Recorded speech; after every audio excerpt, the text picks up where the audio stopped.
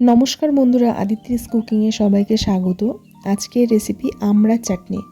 খুব কম উপকরণে আর খুব কম সময়ে আমড়া চাটনিটা রান্না হয়ে যায়।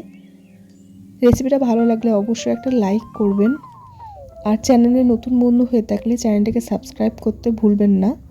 আমি এখানে আমড়াগুলোকে নিয়ে নিয়েছি।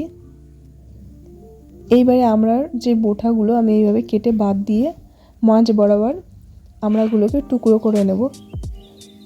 এইগুলো জালি আমরা, এর জন্য এগুলো কাটা যাচ্ছে, আর যেগুলো কাটা যায় না সেগুলো গোটাও এইভাবে চাটনি করলেও ভালো লাগে। আমি একটা বড় সাইজের শুকনো লঙ্কা নিয়েছি, আর নিয়ে নিচ্ছি হাফ চা চামচ পাঁচফোড়ন, হাফ চা চামচ গোটা জিরে, হাফ চা চামচ সর্ষে। ঝালের পরিমাণটা আপনারা স্বাদ মতো দেবেন। আমি এখানে একটা শুকনো লঙ্কা নিয়েছি। এইবারে শুকনো খোলায় আমি মশলাটাকে ভালো করে ভেজে নেব। কিছুক্ষণ ভেজে নেওয়ার পর আমি এটাকে তুলে ঠান্ডা করে একটা মিহি পেস্ট বানিয়ে নেব। কড়াইয়ের পরিমাণ মতো সর্ষের তেল দিয়ে দুটো তেজপাতা, একটা শুকনো লঙ্কা আর সামান্য পরিমাণে আমি একটু সর্ষে ফোড়নে দিয়েছি। সর্ষেটাকে ভেজে নেওয়ার পর আমি কেটে রাখা আমড়াগুলোকে তেলের মধ্যে কিছুক্ষণ নেড়ে চেড়ে নিচ্ছি। এরপরে দিয়ে দেবো এক চা চামচ হলুদ গুঁড়ো, আর দিয়ে দিচ্ছি স্বাদ মতো নুন। আবারও কিছুক্ষণ নেড়ে চেড়ে নেওয়ার পর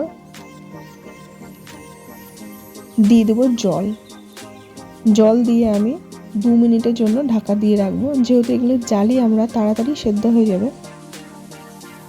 2 মিনিট পর আমি আমড়াগুলোকে দেখে নেব সেদ্ধ হয়েছে কিনা।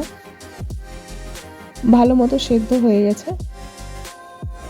এইবারে আমি দিয়ে দিচ্ছি মিষ্টির জন্য নকুল দানার পরিবর্তে বাতাসা বা গুড় বা চিনি দিয়েও এই চাটনিটা বানানো যায়। আগে থেকে ভাজা মশলাটা যেটা আমি বানিয়ে রেখেছিলাম সেটা দিয়ে দেবো। দেওয়ার পর কিছুক্ষণ ফুটিয়ে নেব। কিছুক্ষণ ফোটানোর পর নকুল দানাগুলো গলে গেছে এবং ভাজা মশলাটাও চাটনির মধ্যে ভালো মতো ঢুকে গেছে। এইবারে আমি নামিয়ে নিচ্ছি।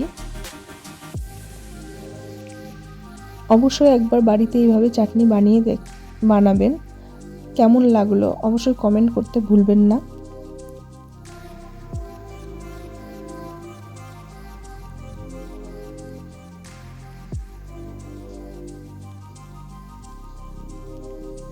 রেসিপিটা এতক্ষণ দেখার জন্য অনেক অনেক ধন্যবাদ। দেখা হবে আবারও কোনো নতুন রেসিপির সাথে।